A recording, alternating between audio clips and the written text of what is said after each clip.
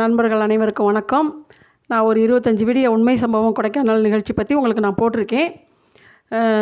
பரவாயில்ல. இப்போ ஒரு முக்கியமான செய்தி உங்களுக்கு சொல்கிறதுக்கு தான் அந்த வீடியோ போட்டிருக்கேன். ஏன்னா நாங்கள் ரொம்ப சந்தோஷமும் படுறோம். ஏன்னு கேட்டிங்கன்னா, மனுஷர் கையில் இருக்க நீதி எப்பயுமே எங்களுக்கு கிடைக்காது அப்படின்றது எங்களுக்கு நல்லாவே தெரியும். இது முன்கூட்டியே தெரியும். சரிங்களா? இப்போ நீதி செத்து போயிடுச்சு. அதாவது அரசு அலுவலகங்களில் இருக்க எங்களுக்கு கிடைக்க வேண்டிய எல்லா நீதியும் செத்து குழி தோண்டி புதைக்கப்பட்டு விட்டது. இன்னும் ஒரே 1% இருக்குது. அது யார் கையிலேருந்து கிடைக்குதுன்னு பார்ப்போம். இன்னொரு விஷயம் சொல்லனா, இந்த திண்டுக்கல் மாவட்டத்தில் எங்களுக்காக உண்மையிலேயே நேர்மையான யாராவது ஒரு வழக்கறிஞரோ ஒரு அதிகாரியோ எங்களுக்கு நீதித்துறையிலேயோ எந்த துறையிலையோ ஒருத்தவங்க எங்களுக்காக வருவாங்க. கண்டிப்பாக வருவாங்க. அது யார் அனுப்புவா தெரியுமா? கடவுள் அனுப்புவார். சரியா? நாங்கள் பாலக்காட்டில் போய் பில்லி சூனியம் செஞ்சுட்டு மைமந்திரகம் செஞ்சுட்டு ஒருத்தர் சொத்தை நாங்கள் அபகரிக்க மாட்டோம். சரியா? எங்களுக்கு உண்மையான தெய்வம் மேலே இருக்கார். அவர் தான் எங்களுக்கு நீதியின் அரசர். சரிங்களா? நீங்கள் எல்லா அலுவலகங்களையும் வச்சு எங்களை தோக்க வச்சாலும் சரி, நீதித்துறை, சரியா, நகராட்சி, வட்டாட்சி, கோட்டாட்சி, எல்லா ஆட்சியும் வச்சு எங்களை தோக்க வச்சாலும் சரி, எவ்வளோ குழி தோண்டி அந்த உண்மையை நீங்கள் பில்லர் போட்டு புதைச்சாலும் சரி, சரியா, கடவுள் அதை தோண்டி எடுப்பார் ஒரு நாளைக்கு. அது வரைக்கும் அந்த இடம் யார் வாங்கினாலும் சரி, இது வரைக்கும் அந்த அந்தோணிப்பா இடத்த வாங்கியிருக்காரு அவர், ஜெயக்குமார் சார், அவர் இறந்துட்டார். தனிசராசு இடத்தையும் லூர்து சாமி இடத்தையும் வாங்கின ராமானுஜ சார் இறந்துட்டாங்க, முத்தையா சார் இறந்துட்டாங்க. சரிங்களா? இது எங்களோட பாவப்பட்ட இடம். நீங்கள் கட்டுற ஒவ்வொரு அந்த கலவைக்கு தேவைப்படுற ஒவ்வொரு துளி தண்ணீரும் எங்கள் சந்ததியோட கண்ணீரும் ரத்தமும். சரிங்களா?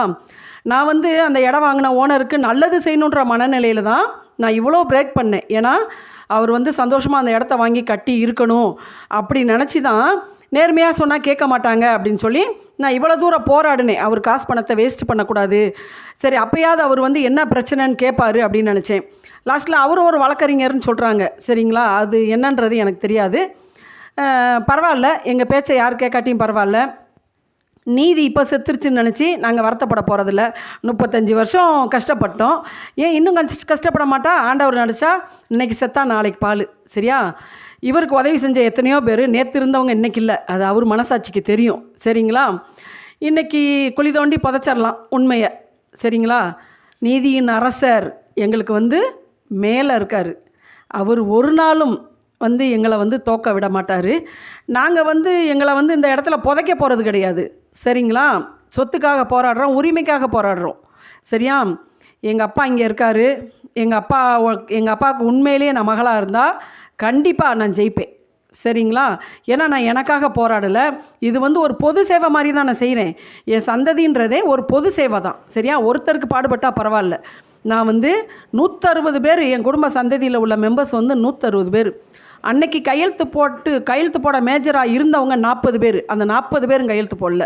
போட்ட 5 கையெழுத்துலேயும் 4 கையெழுத்து போலி கையெழுத்து. சரிங்களா?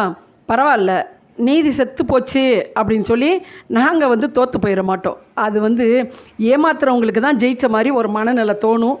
தைரியமாக கட்டுங்க, பில்லர் போடுங்க, கட்டடத்தை ஏற்றுங்க. சரிங்களா? நாங்கள் ஒன்றும் வருத்தப்படல.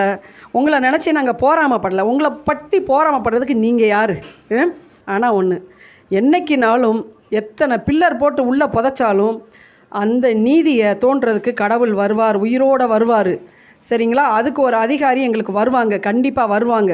எந்த துறையிலனாலும் சரி, வட்டாட்சி, கோட்டாட்சி, நகராட்சி, சரிங்களா, நீதித்துறை, வட்டாட்சி, கோட்டாட்சி, நகராட்சி, எதுலனாலும் ஒரு அதிகாரி எங்களுக்காக ஆண்டவர் அனுப்பி வைப்பார். கண்டிப்பாக நாங்கள் ஜெயிப்போம். புரியுதா? அதுக்கப்புறம் நீங்கள் திரும்ப நீதிமன்றத்தில் எங்கள் பேப்பரை நீங்கள் ஃபைல் பண்ண விடாமல் பண்ணுறீங்க. சரியா? நீங்கள் நீதிமன்ற துணையோடு நீங்கள் இவ்வளோ வேலை செய்கிறீங்கன்னு எங்களுக்கு நல்லா தெரியும். செய்யுங்க. நாங்கள் தான் சொல்லிட்டோமே, நாங்கள் கடவுள் ஒருத்தரை தான் நம்புகிறோம், எந்த துறையும் நம்பலை நாங்கன்னு சொல்லிட்டோம். நேற்று இருந்தவங்கள இன்றைக்கி காணோம். அது இவர் மனசாட்சிக்கே தெரியும். சரிங்களா? நேற்று உதவி செஞ்ச ஒருத்தர் இன்றைக்கி இல்லை அப்படின்னா, நாளைக்கு உதவி செஞ்ச ஒருத்தர் நாளன்னைக்கு இருக்க மாட்டாருன்றதும் கடவுள் கையில் இருக்குது. சரிங்களா? ஆனால் நாங்கள் எங்கள் போராட்டத்தை நாங்கள் இனிமேல் அமைதியாக தொடருவோம். ஃப்ரெண்ட்ஸ், உங்களுக்கு போடுற லாஸ்ட் வீடியோனா இனிமேல் உண்மைக்கு அப்புறம்தான் நான் இந்த வீடியோ போடுவேன். சரிங்களா? ஏன்னா உண்மை தோற்று போச்சு, நீதி செத்து போச்சு அப்படின்னு நினச்சி நான் வருத்தப்பட மாட்டேன். ஆனால் அவர் வந்து ஜெயிச்சிட்டதான் நினச்சி அவர் சந்தோஷப்படுறாரு. பரவாயில்ல, பில்டிங் ஏற்றட்டும். ஏன்னா ஒவ்வொரு நாளாக போய் ஒவ்வொரு அதிகாரிக காலிலையாக விழுந்து நாங்கள் கெஞ்சுறோம். என் சந்ததிக்கு இடம் இல்லை, என் சந்ததிக்கு வழி இல்லை, நாங்கள் கெஞ்சுறோம். எல்லாரும் எங்களுக்கு சாதகமாக பேசுகிற மாதிரியே பேசிட்டு வேலை செய்ய விட்டாங்க. பரவாயில்ல, செய்ய விடுங்க, சரிங்களா? ஆனால் லூர்து சாமி இன்னும் சாகலை. அவருடைய சரித்திரம் தான் செத்து விட்டதுன்னு சொல்லி நீங்கள் நினைக்கிறீங்க. ஆனால் உயிரோடு அந்த இடத்துல இருக்கார். அவர் இடத்த அவர் வாங்காமல் அவர் ஆண்டவரோட கையில் போய் சேர மாட்டார். அவர் 35 வருஷம் பட்ட பாட்டுக்கு அவர் உண்மையிலேயே போகமாட்டார், சரிங்களா? அதே மாதிரி 3 இடத்த வாங்கின 3 பேர் இறந்துட்டாங்க, சரிங்களா? இதெல்லாம் சாபம்னு சொல்லி உங்களுக்கு நல்லா புரியும். பரவாயில்ல, நீங்கள் இதை மீறியும் நீங்கள் செயல்படும் போது நாங்கள் ஒன்றும் பண்ண முடியாது. உண்மை வெல்லும், நீதியின் அரசர் தேவன் ஜெயிப்பார்.